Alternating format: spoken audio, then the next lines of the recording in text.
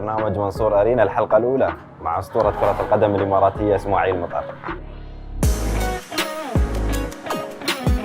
حبيبي شكرا على قبول الدعوة. تفضل. عاد يا أبو علي، تدري الصراحة أنا عندي تحفظ واحد وبقول لك إياه من البداية، جايب لنا الصبح ليش؟ لازم الصبح لازم كوفي؟ لازم. أنت تشرب كوفي مالك الصبح؟ والله وايد مو بوايد يعني، بس عندك وقت محدد له؟ اكيد. ليش تشرب شيء بس في هالوقت؟ انا اول بادي اخصائي التغذيه مالي هو اللي عطني البروجرام مالي، وهذا الشيء اللي يناسب جسمي. انا ما احتاج اكثر عن 3 كاسات كوفي في اليوم. حاسبنهم؟ 3 واخر واحد لازم يكون قبل الساعه 5:30. على فكره هالموضوع انت تكلمت فيه، قلت انا 17 سنه كنت امشي ما ادري جدول غذائي، تقصد غلط؟ شو قصدك؟ هو الموضوع كله موضوع الفهم. انت اوقات او الاغلبيه يمشون على ما يسمعونه. يعني يك مدرب قبل او يك شخص قبل يقول لك مثلا قبل المباراه لازم تاكل باستا، تاكل السلطه، او تاكل الوجبه الفلانيه. مو بشرط انها كل هالوجبات تتناسب معاك انت، عرفت؟ لان كل انسان طبيعه جسمه تختلف عن الثاني. فمن هالاشياء اللي انا اتكلم عنها اني انا ضيعت وقتي، يمكن ياس اكل اتحرى انها هي تفيدني في النهايه، هي ممكن تسوي لي على قولتهم ما تعطيني البنفيت اللي انا محتاج لنا من في المباراه. والسبب انه حد قال لي يعني 37 سنه ما شاء الله. حبيبي امسك الخشب. وين الخشب؟ عندهم هني. هذا الخشب. ابو علي لين اي عمر ناوي ان شاء الله؟ وانا اقول لك الحين والله مستمتعين وودنا انك تكمل، بس انت خطتك؟ والله ما يندرى صراحه. يعني انا مو بحاط رسنامه معينه، انا اللي حاطنا في بالي شيء واحد، اني انا اعطي اكون مثل تجربه حق الاجيال اللي جايه. اشوف انا كم اقدر اعطي، واذا انا استمريت على النظام الصح كم متى بقدر العب، وفي المستوى اللي انا ابى اطلع فيه. فاتوقع بالنسبه لي انا اهم شيء اني في الوقت اني اكون مثل ما تقول الحافز حق اللعيبه اللي جايين من بعدي، انه اذا انت اجتهدت، اذا انت حافظت، اذا انت واظبت، امورك بتكون طيبه. انا عندي وايد محطات. تعرف المشكله مده البرنامج قصيره، بس انا ابغى اسولف وياك وايد عن اسماعيل مطر. انت عندك ما شاء الله مسيره طويله. خلني ابدا من كاس العالم للشباب، من موسم 2003 يوم كنت مع الوحده تقدر تحقق ثلاثيه تاريخيه بس طلعت وصيف. شو كان هذا الموسم؟ كان أسوأ لك بالنسبه لك كلاعب 2003؟ والله هو مو بالاسوأ، بس كان بالامكان افضل مما كان. لكن تعرف انت في النهايه في هيك الفتره انت صغير، في اشياء ما كنت انت تقدر ياس تقيسها وتعادلها بنفس الطريقه اللي انت ياس تفكر فيها اليوم. يعني على سبيل المثال ما اقدر انا اقول اليوم لو انا عندي هالفكر قبل يوم كان عمري 22 و21 شو كنت بسوي. ما اقدر اقول لان هالشيء مستحيل، لان هذا اياه كله مع وقت، خبره، تراكمات، مباريات. مستحيل ان انا اقدر افكر الحين مثل ما كنت افكر قبل. فهيك بروسس الحياه. يعني انت الحين تتعلم من هيك المواقف اللي مرت عليك. دامك تتكلم عن بروسس الحياه، تسمح لي اتطرق ل 2005 والتصريح الشهير والله العظيم الدوري وحداوي، لكن والله بس الدوري وحداوي. ندمت عليه؟ اكيد. اكيد. بعدين الاهم من هذا الناس اللي حوالي اللي علمتني. لان انت في النهايه اليوم لا تخلي العصبيه او العاطفه او الاشياء اللي جالسه تجرك انك انت تسوي شيء او تقول شيء تندم عليه باكر لو ما حققنا البطوله. وثاني شيء انه الله سبحانه وتعالى هو عالم بالغيب، الواحد ما يعلم الغيب. فأوقات في وقت العصبية أنت لازم إنك أنت تهدي نفسك. وبالذات أشكر خالي عبد الله صالح اليوم اللي بعده في الاجتماع أعطاني درس يمكن قدام اللعيبة كلهم.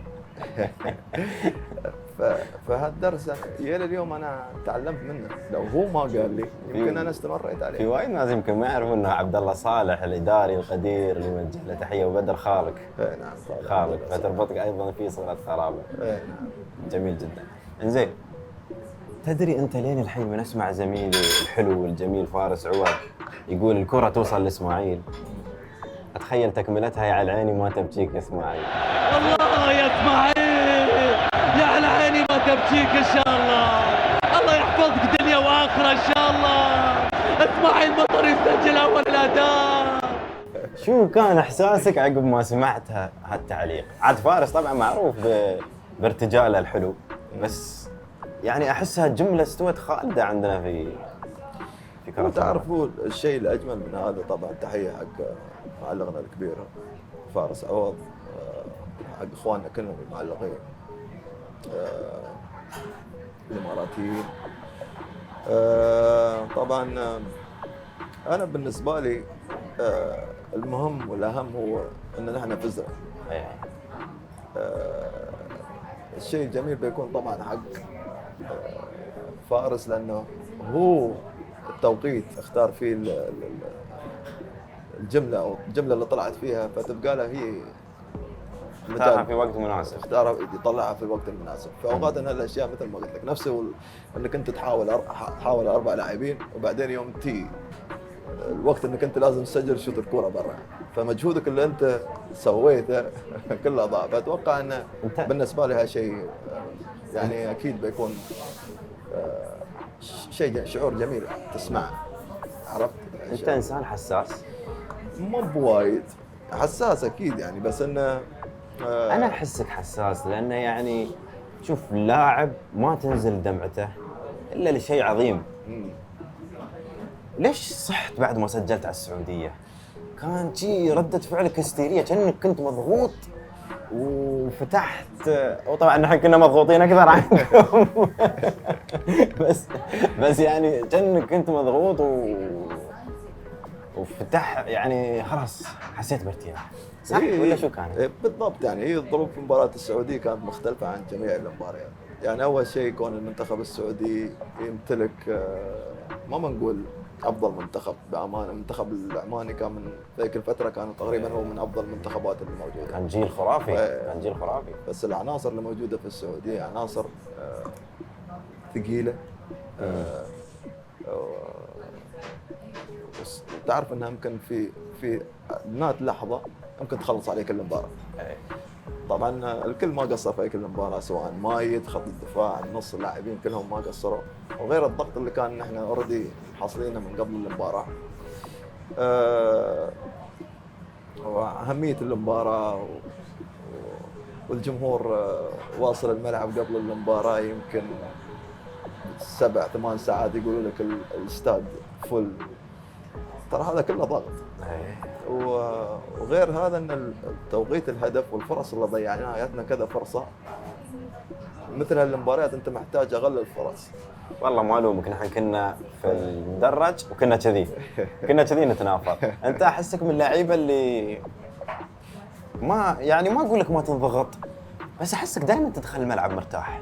لا شوف، هو دائما كل ما عرفت انت شو ميزتك او شو قوتك تقدر انك انت تطلع نفسك وايد تي مع الوقت والخبره. يعني بس انا اقول لك يعني اكيد انا مضغوط، يعني انا يمكن من اكثر الناس اني انا اكون مضغوط، لان انا عارف اني انا بكون حل حق الفريق.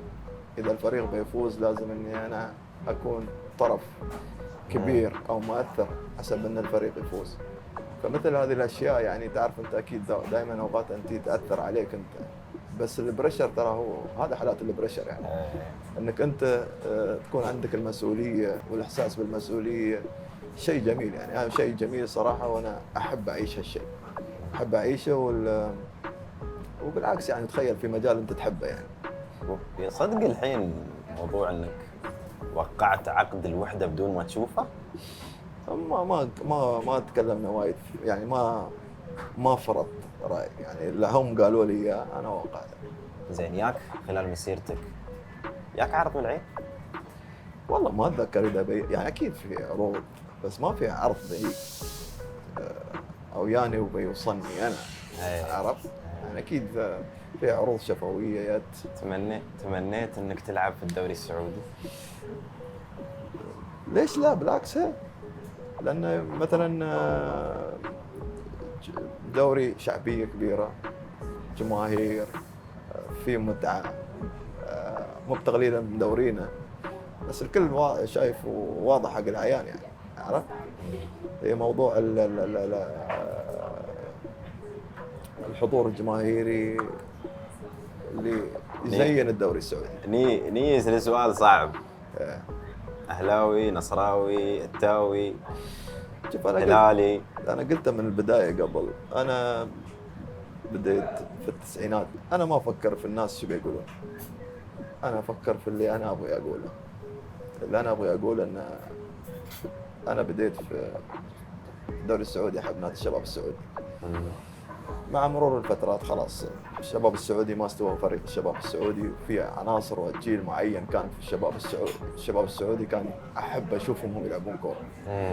فمن بعدها جت فتره الهلال، بعدها جت فتره الاتحاد، وامانه اللي ما يحب الكوره، اذا انت تحب كوره تحب تطالع الفريق اللي يلعب كوره، اللي يمتعك، انت تستمتع، تطالع المباراه قاعد تستمتع فيها، مو طالع المباراه عشان بس انك انت تنرفز. لان في النهايه انا اعرف ان مثلا كل شيء انا ياصل طالعه ابغى استفيد منه. صح. عرفت يعني انا ما ابغى اضيع وقتي اشوف فريق مع احترامي الشديد انه لا يلعب كوره ولا يفوز واقعد اضغط نفسي، لا بالعكس انا بطالع الكوره، طالع الكوره اللي استفيد منها. فاجباري انك انت فتره طالع الفتره اللي تعلق فيها بعد النصر، فتره النصر السعودي حرز الدوري فيها، الاتحاد اكل جيل صعب انك ما تتابعه، صعب انك ما تحبه. جيل محمد نور، حمزه، واحمد حديد، ومنتشري ومنتكر والصقري ومناف تشيكو. يعني شجعتهم هم ولا العين في النهايه؟ اكيد شجعت العين، يعني في النهايه اتمنى العين انه هو يفوز لانه يمثل الامارات، بس انه في نفس الوقت انه ما تلوم العين لان كانوا يواجهون بعد في نفس الوقت فريق صراحه يعني يخوف، يعني فريق ثقيل، فريق ثقيل، لكن ما ينحسب للعين انهم حاولوا انهم يسوون اللي هم يقدرونه، وبالعكس يعني طلعوا بصوره جميله، لكن في النهايه هاي كره القدم. انا وايد سالتك ابغاك تشرب الكوفي لا عادي عشان تعطينا رايك. انا الصراحه احب الكوفي مالهم، عشان كذي اخترت اليوم ان نتلاقى هنا. جميل صراحه. جميل ها؟ اي والله. انا اخر سؤال عندي، انا ندمت اني قاطعتك وانت تجاوب على سؤال العين صراحه. ياك عرض شفوي كنت تقول؟ يعني عرض شفوي من العين.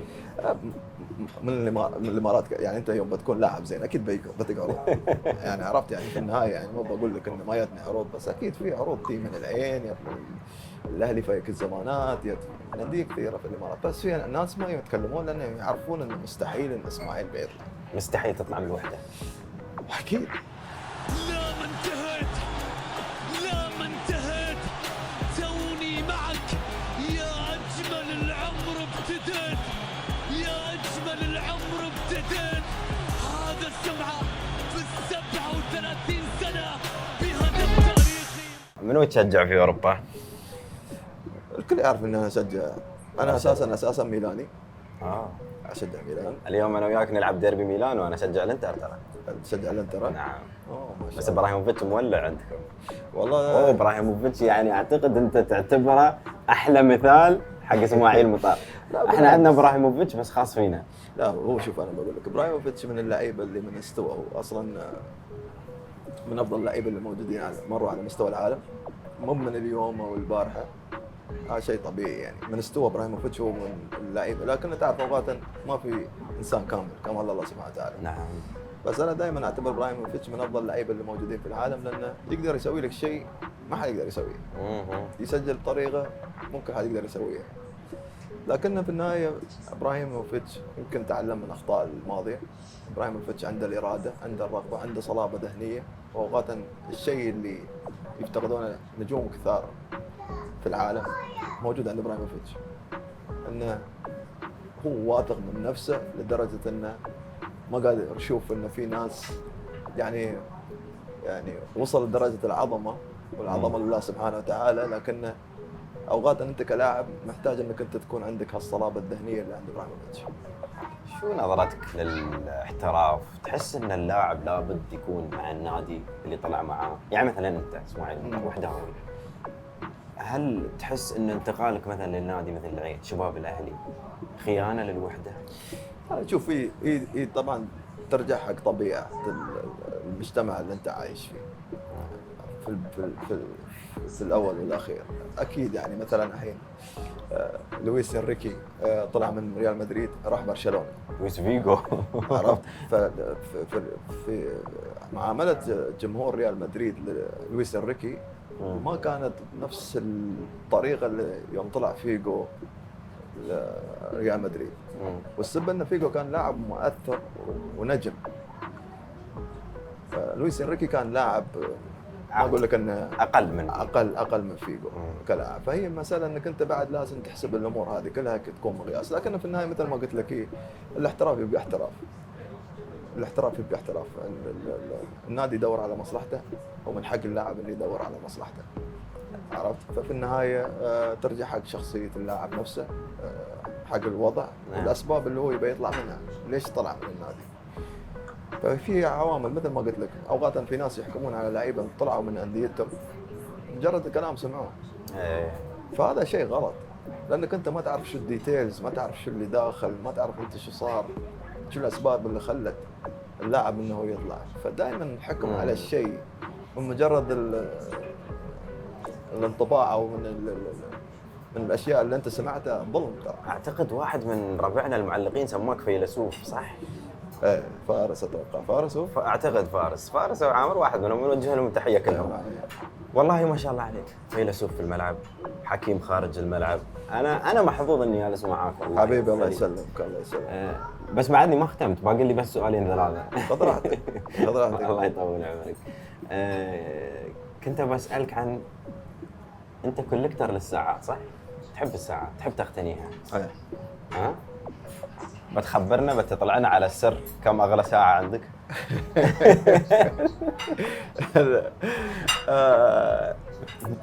والله شوفوه مو دائما الشيء مو على حسب الغلاء، على حسب حبك انت للشيء نفسه، عرفت؟ انا اليوم على سبيل المثال وايدين من الشباب كانوا يقولوا لي اسماعيل انت كله تشتري سواء، ليش تشتري سواء؟ الله خالقني اني انا احب السواء. يعني انا اقول لهم انا يوم كنت صغير في الفريق الاول يمكن في لعيبه يلبسون، بس انا اللاعب الوحيد الصغير اللي يلبس ساعه كنت. شو ساعاتك اللي لابسنها اليوم؟ بتك. دخلنا في الاسئله اللي ما لها داعي. لا خذ راحتك. هي في النهايه مثل ما قلت لك انا احب، لكن الحب خلاني اني انا اتعلم.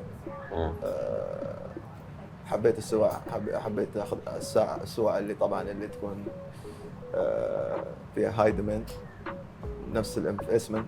اليوم انت بتشتري شيء لانك انت تحبه، لكن هل بيفيدك بعدين؟ هل انت تقدر تستفيد منه؟ فهالشيء المهم اللي انت لازم تساله، تقوله حق نفسك. والحمد لله انا من خبرتي من تجاربي في هالشيء انصح الشباب اللي موجودين، والحمد لله يعني الاخطاء اللي انا وقعت فيها قبل اني اخذ الساعه لانها انا كنت احبها بس مش كفايه. خذ الساعه، انت اشتري شيء اللي انت تحبه، لكن بعد لازم انك انت تفكر انه باكر انت لا سمح الله اذا احتجت هالمبالغ اللي انت دافع عنها في السوق، تعرف ان هالساعه انت كل ما خليتها عندك كل ما حافظت عليها ترى سعرها يزيد، مثل العقار عندك. انا في معلومه ابغى اقولها للجمهور عنك اسماعيل، ويمكن ما يعرفونها وايد، لان دائما يركزون عليك في الملعب. اللي يحبونك يركزون على اللي سويته، واللي ما يحبونك يحاولون يطلعونك بشكل سلبي. لكن انا بقول كلمه وهي حقيقيه، اسماعيل دائما داعم للشباب الاماراتيين.